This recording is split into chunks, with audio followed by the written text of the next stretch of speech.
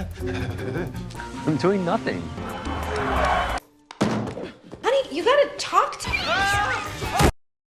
Welcome dear rockers. क्या कभी आपने किसी को कहा है कि जबान संभाल के बात कर? हाँ, सुनने में ये बिल्कुल नॉर्मल लगता है, लेकिन आज की मूवी देखकर आप समझ पाएंगे कि हमारे मुंह से निकले हर शब्द की कीमत क्या होती है। मूवी के हीरो को किसी की फिक्र नहीं होती और वो अपना काम करवाने के लिए कुछ भी बोल देता है। उसकी बातों में सच्चाई है या नहीं, उससे दूसरों पर क्या असर पड़ेगा, इसकी वो बिल्कुल भी केयर नहीं करता। बस अपना काम हो जाए, बाकी भाड़ में जाए। ऐसे एटीट्यूड वाले आदमी को हर शब्द का सच, उसकी कीमत, उससे दूसरों पर पड़ने वाला असर, ये सब समझाने के लिए उसकी लाइफ में एक पेड़ आता है, एक जादुई पेड़। ये कोई भी शब्द बोले, इस पेड़ का एक पत्ता झड़ जाता है और जब इस पेड़ का आखिरी पत्ता गिरेगा तो ये मर जाएगा। जो आदमी अपने मतलब के लिए मनगढ़ंत कहानियां सुनाकर दूसरों को कन्विंस कर लेता है, वो इस शाप के डर से बोलना ही बंद कर देता है। बोलती बंद होने से वो लाइफ में क्या खोता है और क्या सीखता है? क्या वो समझ पाता है कि मुंह से निकले हर शब्द से कुछ ना कुछ बदलता है? और क्या वो इस शाप से मुक्त होता है? यही सब बहुत ही कॉमिकल तरीके से दिखाया गया है आज की मूवी में, जिसका नाम है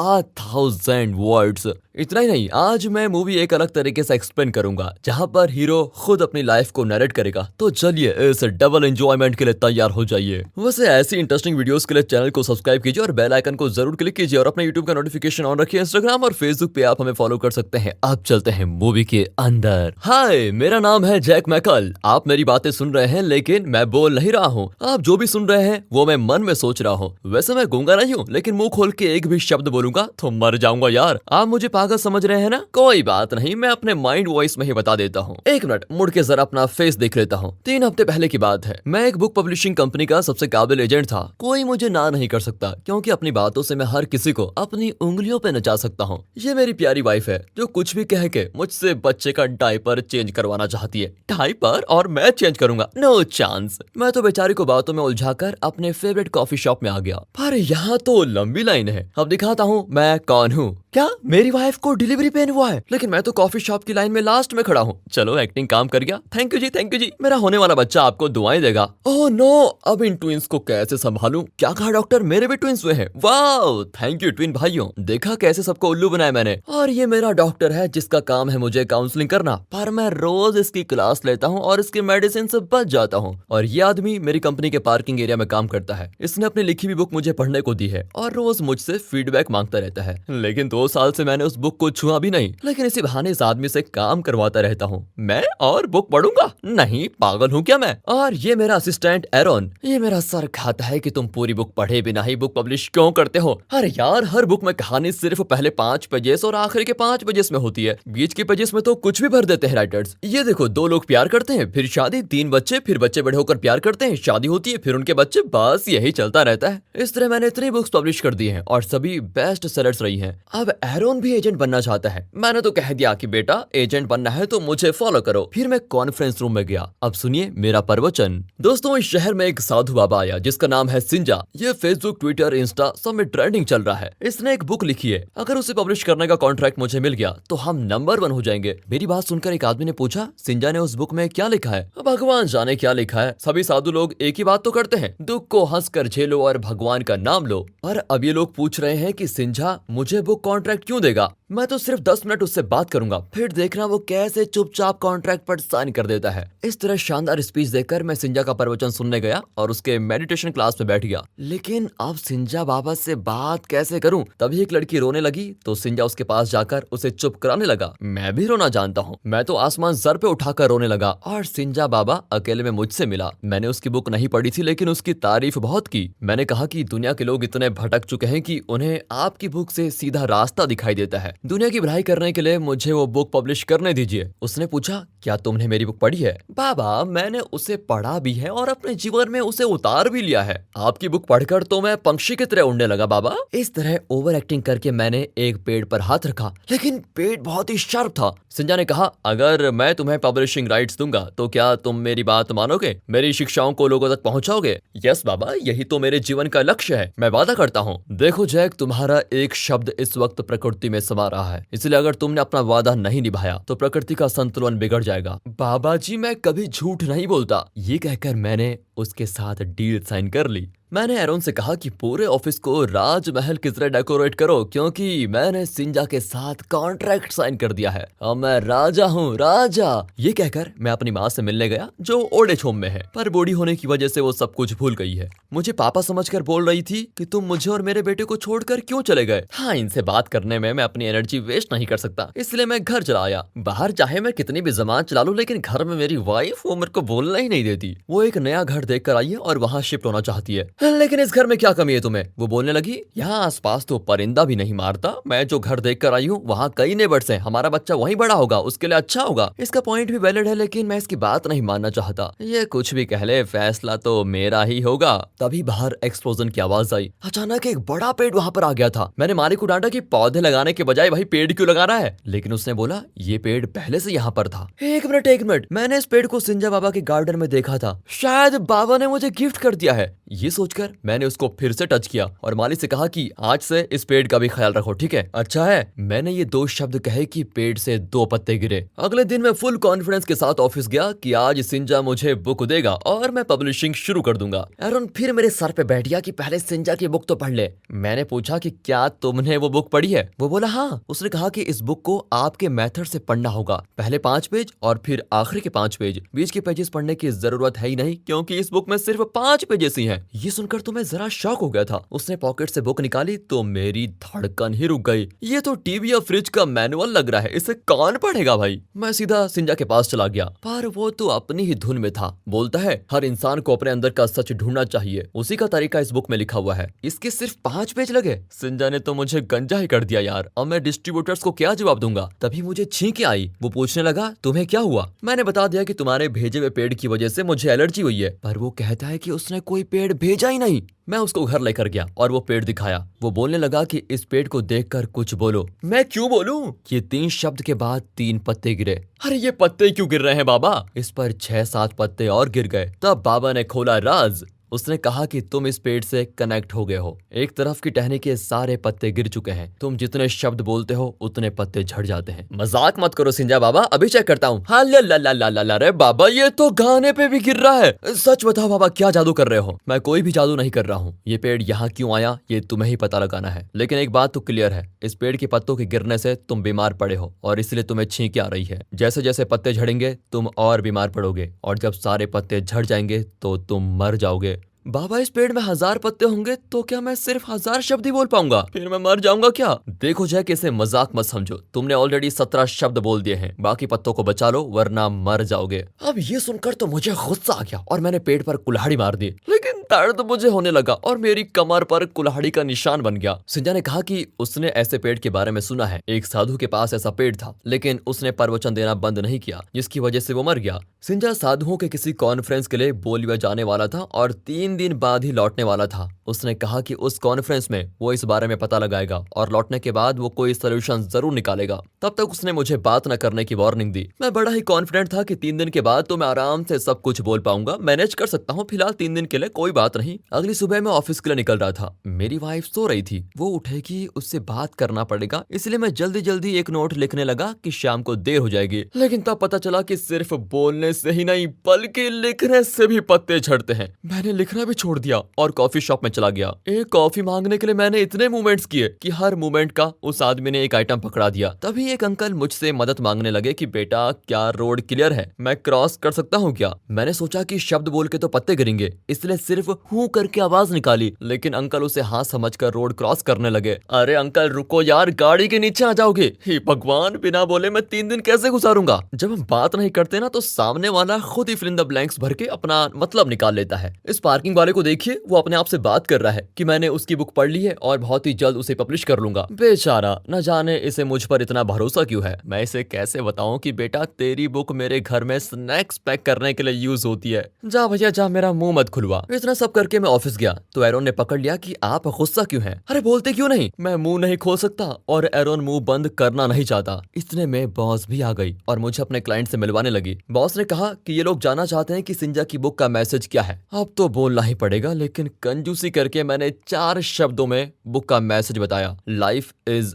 अ जर्नी। लेकिन लगता है तीनों को समझ नहीं आया। 4 बार रिपीट करके 4 गुना 4 16 पत्ते वेस्ट करने के बाद मुझे पता चला कि इन्हें इंग्लिश समझ में नहीं आती। सत्यानाश हो मेरा। एक तरफ तो मैं मौत से गिन गिन के लड़ रहा हूँ, पर वहाँ कुछ स्क्विरल्स पेड़ पर चक्कर लगा रहे थे। यहाँ मुझे गुदगुदी होने लगी। तभी याद आया कि उस पेड़ को कुछ होता है वही मुझे भी होता है, क्योंकि हम कनेक्टेड हैं। ये मीटिंग फ्लॉप हो गई। अगली मीटिंग में मैं एरन को साथ लेके गया और क्लाइंट से बात करने को कहा, लेकिन वो गधा क्लाइंट के आगे मेरी मिमिक्री करने लगा। और तब मेरा माली पेड़ को पानी दे रहा था और यहाँ मैं सर से पैर तक पानी पानी हो गया। ये क्लाइंट भी हाथ से गया। लगता है जल्द ही मेरी नौकरी चली जाएगी। ऊपर से मेरे बेटे के नर्सरी स्कूल में पेरेंट्स टीचर मीटिंग भी है। टीचर बोलती है, आपका बच्चा गाना नहीं गा रहा है तो आप सिखाते क्यों नहीं उसको? चलिए आपका टेस्ट लेती हूँ, एक गाना सुनाइए। ये तो हाथ धोकर मेरी जान के पीछे पड़ गई है। जान बचाते बचाते मैं तो थक चुका हूँ। फिर भी 1-2 लाइन सुनाकर वहाँ से भाग आया। मैंने सोचा घर में चैन मिलेगा, पर यहाँ वाइफ लेक्चर दे रही है कि रैम्स भी नहीं जानते तुम, कल प्रैक्टिस करके फिर जाकर सुनाओ। नॉर्मली तो मैं इसे इतना बोलने नहीं देता, खुद चपड़ चपड़ करके इसका मुंह बंद कर देता हूँ, लेकिन आज तो मेरे मुंह पे ताला लगा हुआ है। हमारी पहली मुलाकात से लेकर आज तक का पूरा फ्लैशबैक उसने एक ही सांस में बोल दिया और कहती है कि तुम किसी काम के नहीं हो। मैं इशारे से समझाने लगा कि बोलूंगा तो मर जाऊंगा मेरी माँ, पर वो क्या मतलब निकालती है। अच्छा तो अब मेरा बोलना भी तुम्हारे लिए मौत है, ये कहकर वो गुस्से में चली गई। ये सब कुछ इस मनहूस पेड़ की वजह से हुआ है। मैंने सिंजा को फोन लगाया, पर एक औरत कंट्री कोड मांग रही है। कंट्री कोड के लिए एक पत्ता, किससे बात करना है ये बताने के लिए एक पत्ता, रूम नंबर का एक पत्ता। इस तरह न जाने कितने पत्ते गिर गए। तब जाकर सिंजा लाइन पे आया। वो बोलता है कि अब तक उसे कुछ नहीं पता चला, कल तक वो कुछ पता जरूर कर लेगा। गुस्से में मैंने इडियट इडियट करके 2 बार कह दिया। इसके भी 2 पत्ते गिर गए। ओए पेड़, एक ही शब्द 2 बार बोले थे यार, उसको 2 पत्ते क्यों गिरा दिए? तुम गलत आदमी से पंगा ले रहे हो। मैं तुझे कल देख लूंगा जब मेरा सिंजा बाबा आ जाएगा। अगले दिन मैंने इशारों से ही कॉफी शॉप वाले से कॉफी मांग ली, लेकिन ऑफिस में बॉस मेरे पीछे पड़ गई कि कल तुमने 2 मीटिंग्स मिस कर दी है। एक डिस्ट्रीब्यूटर है जो सिंजा की बुक खरीदना चाहता है, तुम किसी तरह उससे डील साइन कर लो।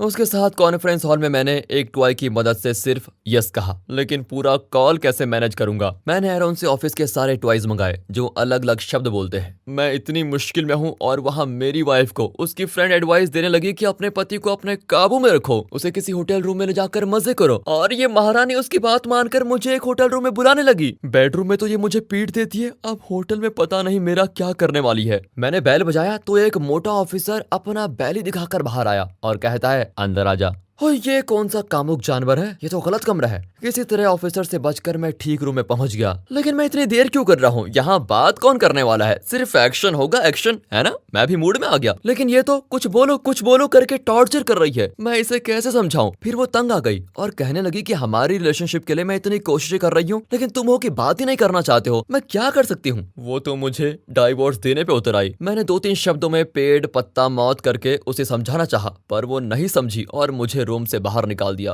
अरे अंदर मेरा ड्रेस है वो तो दे दो। पर उसने ड्रेस भी नहीं दिया, सिर्फ जूते मेरे मुंह पे फेंक दिए। मैं हवादार निकर में चलकर लिफ्ट में घुसा, लेकिन उस कामुक के साथ अकेला फंस गया। अच्छा हुआ एरन ने कॉल कर दिया। उसने कहा कि सिंजा के बुक्स खरीदने डिस्ट्रीब्यूटर्स आए हुए हैं। 5 पेज खरीदने के लिए इतने लोग क्यों आ रहे हैं? खैर मैं कोई ड्रेस पहनकर उनसे मिलने एक रेस्टोरेंट गया। वो लोग बुक के बारे में पूछने लगे, पर मैं कैसे बताऊं कि वो बुक इस रेस्टोरेंट के मेनू से बहुत छोटी है। और तभी मेरे माली ने जले पे नमक छिड़कना शुरू कर दिया। वो गार्डन में पेस्टिसाइड स्प्रे करने लगा। पेड़ को पेस्टिसाइड लगा तो यहाँ मेरा बुरा हाल हो गया। मैं हंसकर मैनेज कर रहा था, पर उन लोगों को पता चल ही गया कि उस बुक में सिर्फ 5 पेजेस हैं और वे मीटिंग कैंसिल करके चले गए। मेरे बॉस ने तंग आकर मुझे नौकरी से निकाल दिया। अब मैं किससे मदद मांगू? सिंजा तो आया नहीं। तब मुझे अपने प्यारे एरन की याद आई। मैंने उसे किसी तरह उस पेड़ और मेरे कनेक्शन के बारे में समझा दिया। वो समझ गया कि पत्ते गिर जाएंगे तो मैं मर जाऊंगा। मैंने उसको डेमो भी दिखाया। तब उसने कहा कि शायद ये पेड़ आपके पापों के लिए आपको दंड दे रहा है, आप कोई पुण्य का काम कीजिए, शायद ये सब कुछ ठीक हो जाए। वाह मेरे लाल, सिर्फ तू ही ये ऐसा ढंग का आइडिया दे सकता है। उसे वहीं छोड़कर मैं चला पुण्य करने। मैंने भिखारियों को खाना दिया,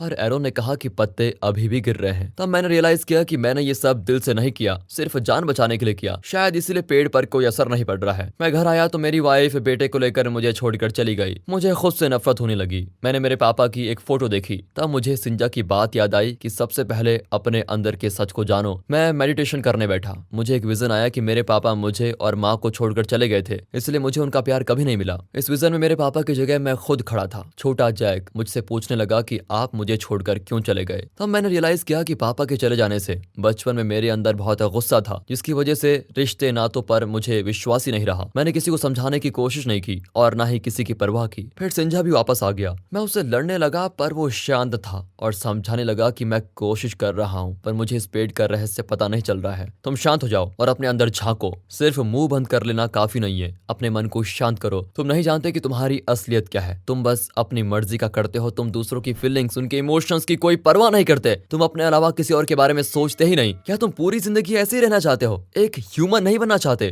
कभी तुमने अपनी पत्नी से प्यार की बात की है? मैं रोज उसे आई लव यू कहता हूँ दिन में 2 बार। तुम पागल हो जैक। सिर्फ शब्दों से क्या होता है? शब्द सिर्फ उस पेड़ से गिरे हुए सूखे पत्तों की तरह है, उनमें कोई जान नहीं होती। कभी दिल में फील करके तुमने उसको आई लव यू कहा है? हाँ, कभी नहीं। यही तुम जैसे लोगों की प्रॉब्लम है। तुम्हारे चारों तरफ तुम्हें प्यार करने वाले लोग हैं, लेकिन तुम्हें उनकी कदर नहीं है। सिर्फ पैसा, कामयाबी और नाम कमाने के लिए तुम उन सबको निराश कर रहे हो। अपने मन को शांत करो। तुम्हारे अंदर जो गुस्सा है, ईर्ष्या है, उसको बाहर निकाल कर फेंको, तब जाकर कोई रास्ता नजर आएगा। बाबा जी ये कहकर चले गए। लाइफ में पहली बार मुझे किसी और की बात ठीक लगी और अपनी बात गलत। पर अब ये सब कुछ रियलाइज करने का क्या फायदा? पेड़ पर कुछ ही पत्ते बचे हैं और मेरा मरना निश्चित है। इसलिए मैंने खूब शराब पी और खुद को कोसने लगा। एरोन मुझे रोकने लगा कि मत बोलिए वरना बाकी पत्ते भी गिर जाएंगे। लेकिन मुझे इससे क्या, ये जीना भी कोई जीना है। इस तरह मैं बड़बड़ाने लगा। तब एरोन ने मेरे मुंह पर जोर का तमाचा मारा और कहा कि आप कभी मेरी बात नहीं सुनते हो। आज तो सुन लीजिए, मुझे आपकी फिक्र है, इसलिए आपको मारा है। ये कहकर वो मुझे लिटाकर चला गया। मैं सुबह उठा तो मेरा माइंड एकदम ब्लैंक था। मैंने पेड़ को देखा तो लगा मैं खुद को देख रहा हूँ।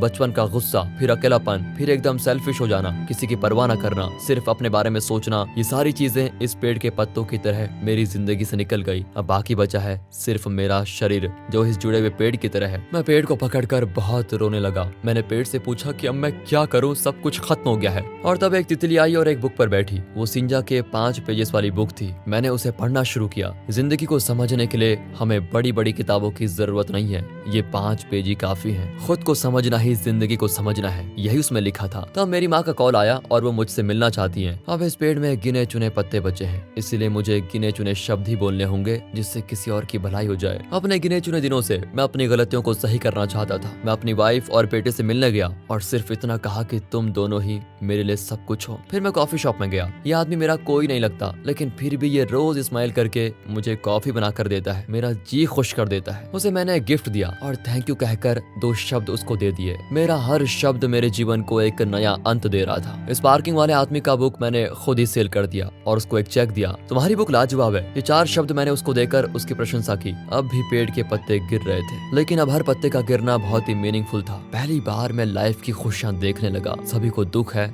लेकिन फिर भी वे छोटी छोटी बातों में खुशियां ढूंढते हैं। सिर्फ दुख पर अपना माइंड फोकस करते रहने से खुशी गायब हो जाती है। फिर मैं माँ से मिलने गया। वो फिर मुझे पापा समझकर बोलने लगी कि जैक ऐसा है वैसा है। जैक ने मुझे बताया कि वो रोज तुम्हें देखता है। उसने मुझे भी बुलाया था, लेकिन मैं तुम्हें देखने नहीं आई। जैक बिल्कुल तुम्हारी तरह बहुत ही टैलेंटेड है। वो जो कुछ करना चाहता है करके दिखाता है। वो तुमसे गुस्सा है कि तुम बचपन में उसको छोड़कर चले गए। तुम सिर्फ उसे इतना बता दो कि तुम उससे बहुत प्यार करते हो और तुम उसकी वजह से घर छोड़कर नहीं गए थे। इस तरह मेरी माँ बहुत कुछ कहने लगी, पर अब मुझे किसी से कोई गिले शिकवे नहीं है। मैंने माँ का माथा चूमा और कहा आई लव यू माँ, गुड बाय। अब पेड़ पर सिर्फ 3 पत्ते बचे हैं। मैं जानता हूँ कि वो 3 आखिरी शब्द क्या है और मैं किससे वो 3 शब्द कहना चाहता हूँ। आज मैंने वो सब कुछ किया जो पहले कभी नहीं किया था। मैंने अपनी वाइफ को समझा, कॉफी शॉप वाले को थैंक यू कहा, पार्किंग लॉट वाले की प्रशंसा की, माँ से प्यार से बातें की। अब सिर्फ एक इंसान से मुझे वो आखिरी शब्द कहने हैं। मैं अपने पापा की कब्र पर गया और उनसे 3 शब्द कहे, आई एम सॉरी पापा। आखिरी 3 पत्ते भी गिर गए। तेज बारिश होने लगी और मुझे बहुत दर्द हुआ। मैं दर्द से तड़पने लगा और ऐसा लगा जैसे मेरी जान धीरे धीरे निकल रही है। उस पल मैंने रियलाइज किया कि मैं कौन हूँ और कैसी जिंदगी जीना चाहता हूँ। तब एरोन ने मुझे कॉल किया।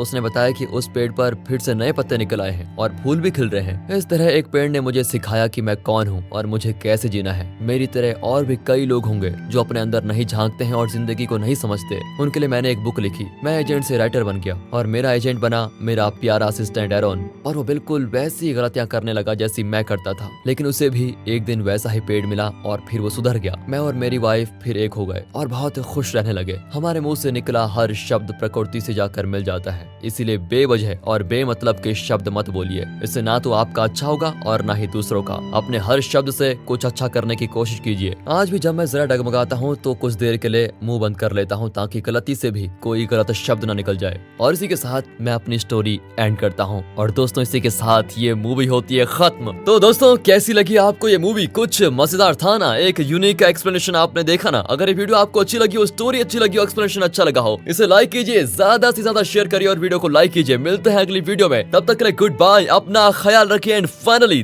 Thanks for watching.